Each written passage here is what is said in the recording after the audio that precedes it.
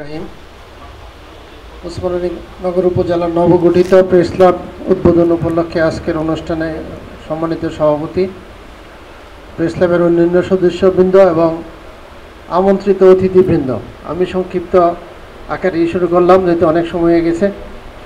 আসলে আমি আমার কর্মস্থল উসমানীনগরের প্রায় দুই বছর। তবে আমার কাছে যেটা মনে হইল, উসমানীনগর শান্তি, সৌহার্দ্য, সম্প্রীতির উপজেলা।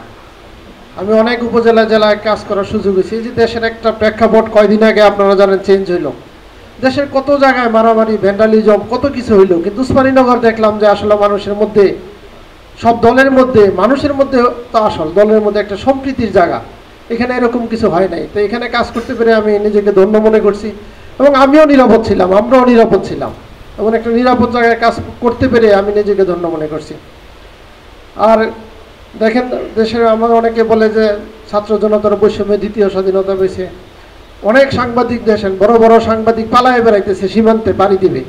সাংবাদিকরা তো পালানোর কথা না, এইরকম তো হওয়ার কথা না। তো আমরা চাই, আসলে উসমানীনগর প্রেক্ষাপট ভিন্ন। আমি এরকম সাংবাদিক এখানে পাই নাই। এরা হলুদ সাংবাদিকতায় বিশ্বাস করে না, আমি পাই নাই, এই জন্য আমি নিজে বলতেছি। আশা করি এরকম সাংবাদিকতা উসমানীনগরে থাকবে না। ভবিষ্যতে ভালো সাংবাদিক আসবে, ভালো সাংবাদিকতা আসবে এবং এই প্রেস ক্লাবের মাধ্যমে এটা আরও উত্তরোত্তর তার যে যোগ্যতা বা সাংবাদিকতার যে কারিশমা, এটা আরও বৃদ্ধি পাবে।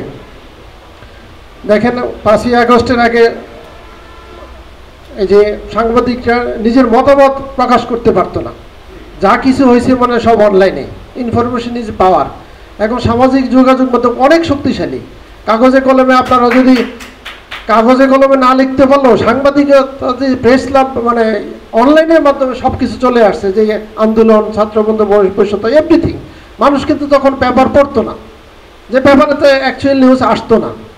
দেখেন, আমি ছোট্ট একটা উদাহরণ দিই যে আমাদের আজকে পল্লী বিদ্যুতে একটা ছোট কাজ হচ্ছে, একটা ফিডার বন্ধ আছে, প্রায় 15-20টা গ্রাম, 4-5 হাজার গ্রাহক। আমি একটু করে মাইকিং করছি আর আমি সাংবাদিকদের হেল্প নিছি যে এই গ্রাম বন্ধ থাকবে, আমরা গাছপালা কাটবো, বর্ষাকালে সমস্যা হয়।